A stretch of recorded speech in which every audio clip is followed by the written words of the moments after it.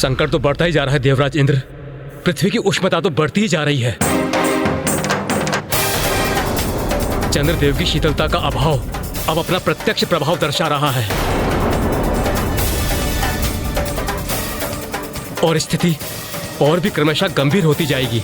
देवगण स्मरण रहे, ब्रह्मदेव के दिए सुझाव अनुसार हम सब यहाँ प्रथम पूज्य गणेश जी को प्रसन्न करने हेतु उपस्थित हुए हैं। इसलिए परिस्थिति कितनी भी विकट क्यों न हो, हमें अपनी पूरी श्रद्धा के साथ प्रथम पूज्य गणेश जी की पूजा में ही लीन रहना होगा और किसी भी कारणवश अपनी एकाग्रता को कदापि भंग नहीं होने देना है।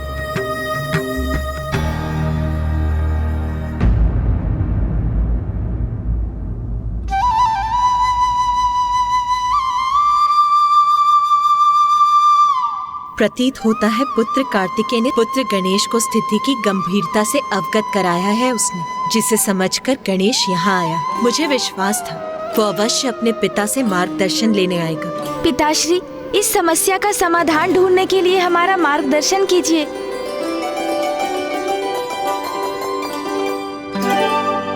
पुत्र, इस बात का संतोष है कि तुमने स्थिति की गंभीरता को स्वीकार किया। चंद्रमा ने तुम्हारा उपहास कर बहुत बड़ी भूल की, जिससे तुम्हारी मां को कष्ट पहुंचा। किंतु अनियंत्रित क्रोध से कभी किसी का दोष नहीं सुधरता, कभी किसी का भला नहीं होता।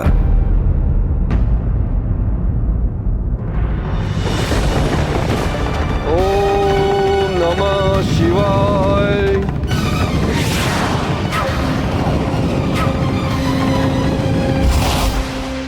उचित कहते हैं। चंद्रदेव के कारण बहुत कष्ट हुआ है मेरी माँ को।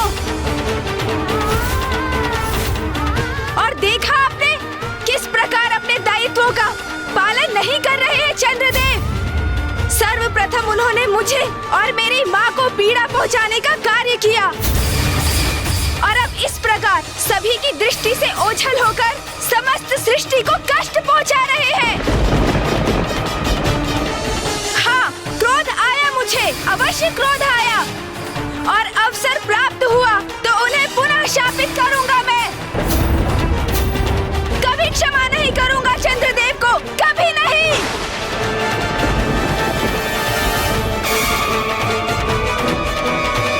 गणेश पुत्र रुको, रुको पुत्र। गणेश इतना क्रोधपूर्ण व्यवहार क्यों कर रहा है?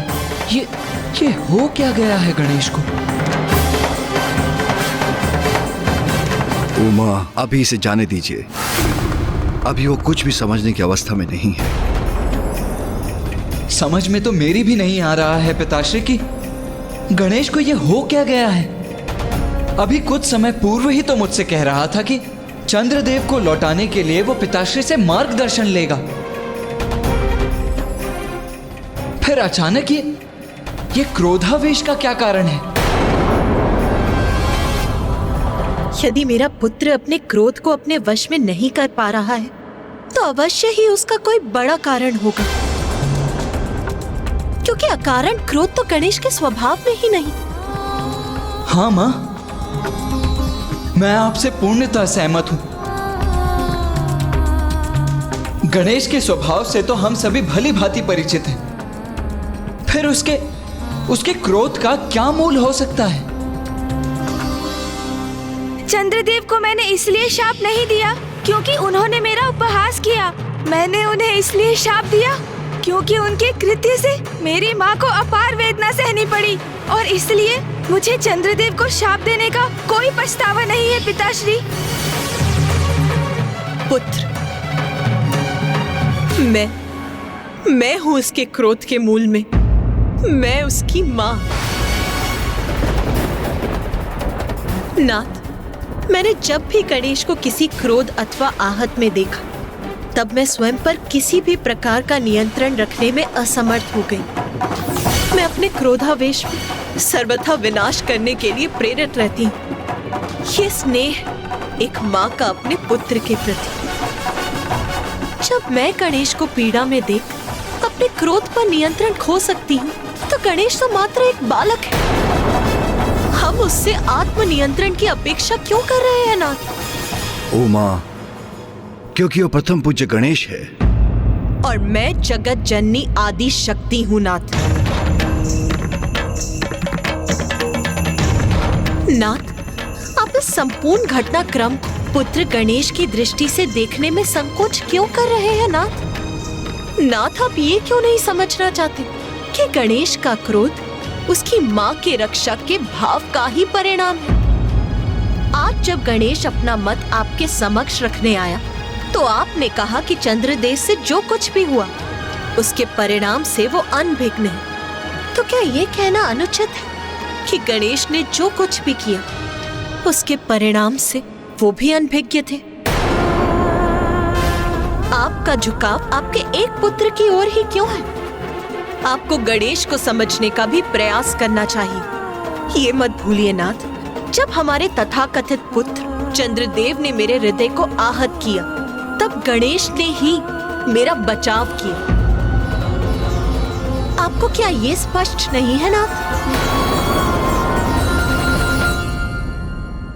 उमा, ब्रह्मांड को संतुलन में लाना मेरा कर्तव्य है, जो गणेश के कृत्य के कारण संकट में है। नहीं नाथ, सृष्टि का संतुलन संकट में अवश्य है, किंतु गणेश और चंद्रदेव दोनों के कृत्यों के कारण।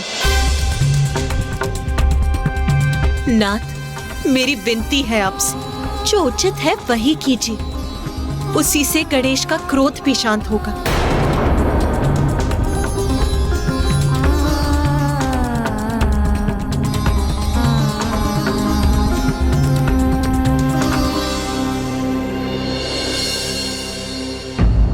देवी रोहिणी, इंद्रदेव, ब्रह्मदेव ने हमें चंद्रदेव और इस सृष्टि की रक्षा हेतु एक अंतिम उपाय के रूप में इस पूजा का सुझाव दिया है, किंतु ये सुझाव देते समय उनके मन में भी संशय था कि क्या किसी भी तरह प्रथम पूज्य गणेश जी का क्रोध शांत होगा?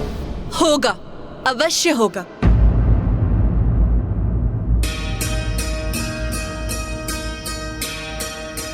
क्यों नहीं होगा? क्या कारण है कि आप इसमें इतना संदेह व्यक्त कर रहे हैं सूर्यदेव? मुझे इसमें तनिक भी संदेह नहीं कि इस पूजा से गणेश का क्रोध शांत होगा और महादेव, पुत्र कार्तिकेय और स्वयं मैं भी इस पूजा को सफल बनाने हेतु इसमें भाग लेंगे और फिर हम सभी एकजुट होकर प्रथम पूज्य की पूजा कर उन्हें प्रसन्न करेंगे। उमा का सुझाव कि जो उचित है वही मुझे करना चाहिए, वो मैंने स्वीकार किया, और उचित यह है कि हमें गणेश को उसका श्राप लौटाने के लिए विवश करने के स्थान पर उसे शांत करने का प्रयास करना चाहिए, क्योंकि अपनी दृष्टिकोण में उसने जो किया अपनी मां के लिए किया, और जो उचित है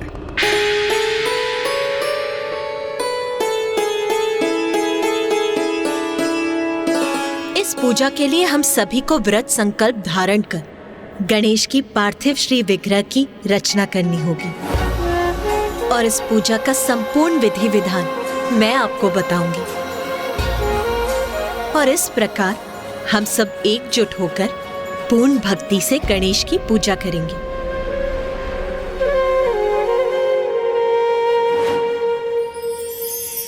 मैं चंद्रदेव की अर्धांगिनी रोहिणी कृष्ण पक्ष के चतुर्थी के दिवस इस व्रत का संकल्प लेती हूँ।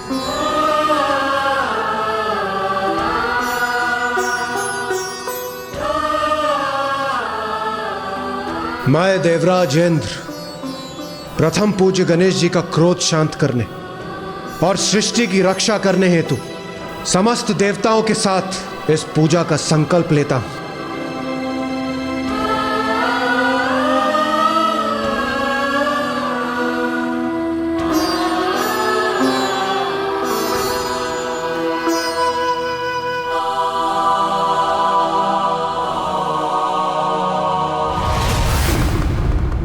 ओम नमः शिवाय। ओम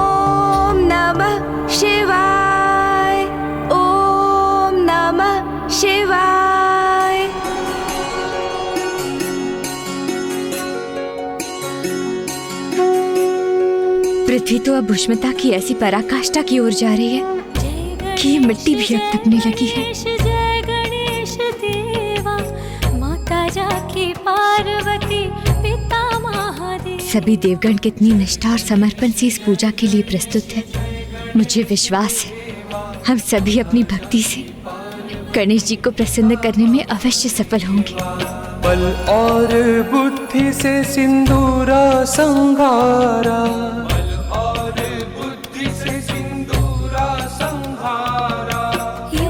कल्याणकारी तो प्रथम पूज्य देवा। जय गणेश जय गणेश जय गणेश देवा, माता जाकी पार्वती, पिता महादेवा। जय गणेश जय गणेश देवा, माता। पिताश्री देखिए, गणेश का पार्थिव स्वरूप अर्थात उसकी मूर्ति की रचना हो गई है।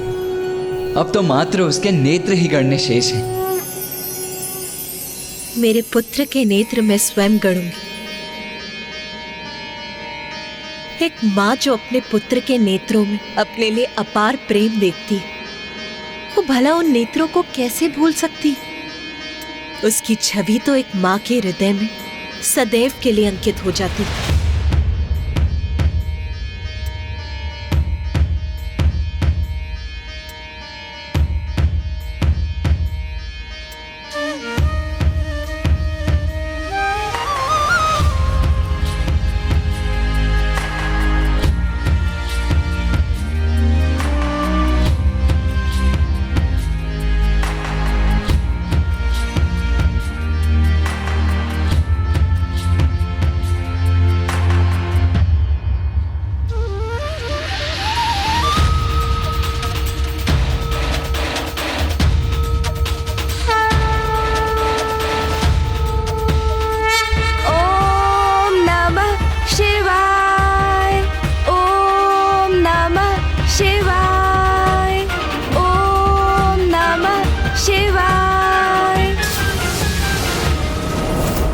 महादेव, माता पार्वती, हमें आशीष दीजिए कि हम आपके पुत्र श्री विघ्नहर्ता गणेश जी की पूजा का शुभारंभ करें और इसके फलस्वरूप हम अपने मनोरथ में सफल हों। उचित है देवी रोहिणी, मैं सिंदूर से गणेश का तिलक करती हूँ। सिंदूर जो सर्वाधिक प्रिय है मेरे पुत्र गणेश को।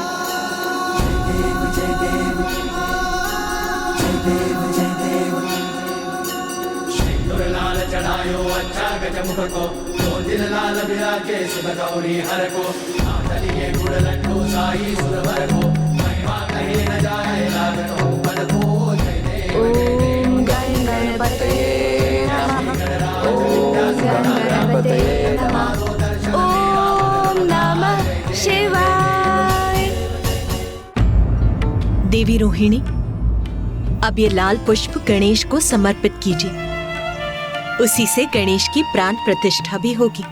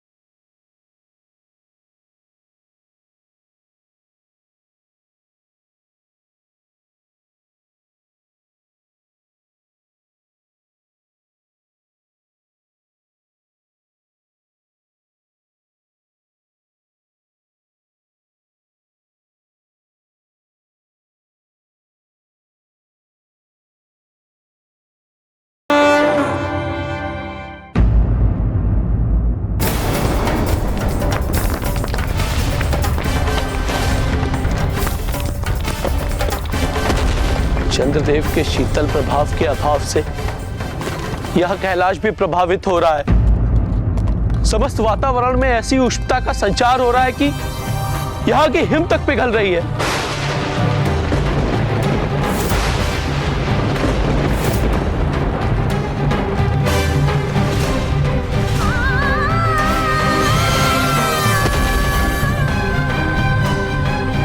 नंदिनी, ये क्या हो रहा है? अरे इतना ताल तो तलवत में विनाश होता है ना। हाँ तुतला जी, अब गणेश जी की कृपा से ही हमारी और समस्त संसार की सुरक्षा निहित है।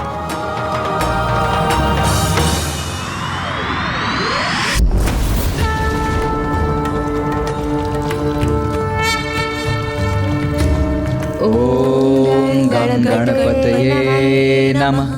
ओम गं गणपतये नमः।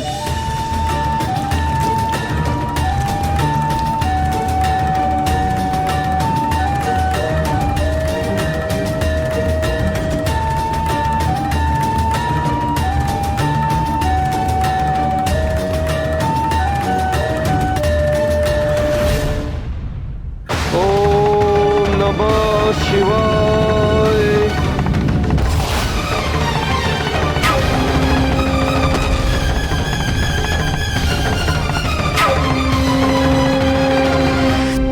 गणेश ने तो अब तक हमारी पुकार सुनी ही नहीं।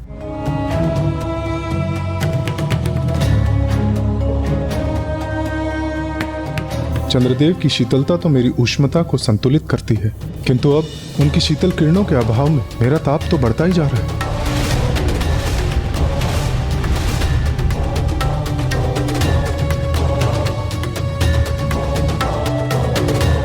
ओम गणपते नमः। ओम गणपते नमः।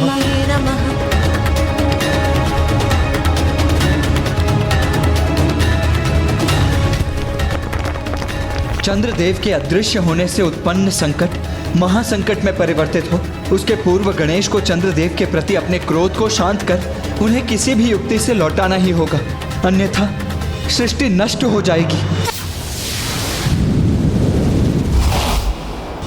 ओम नमः शिवाय। ओम नमः शिवाय। ओम नमः शिवाय।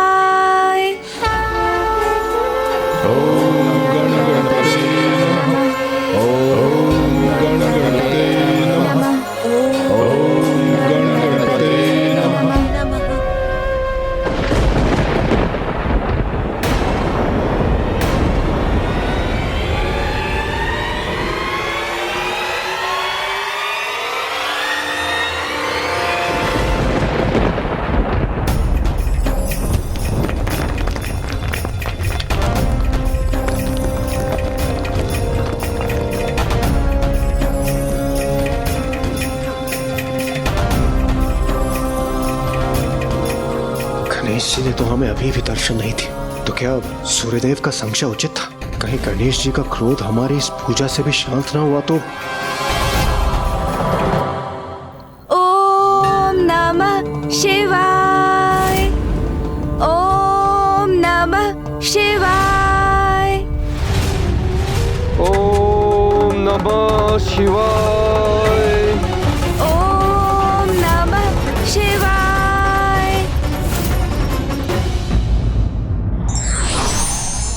संकट और विपरीत परिस्थिति में धैर्य से काम लेकर ईश्वर का ध्यान करते रहना चाहिए।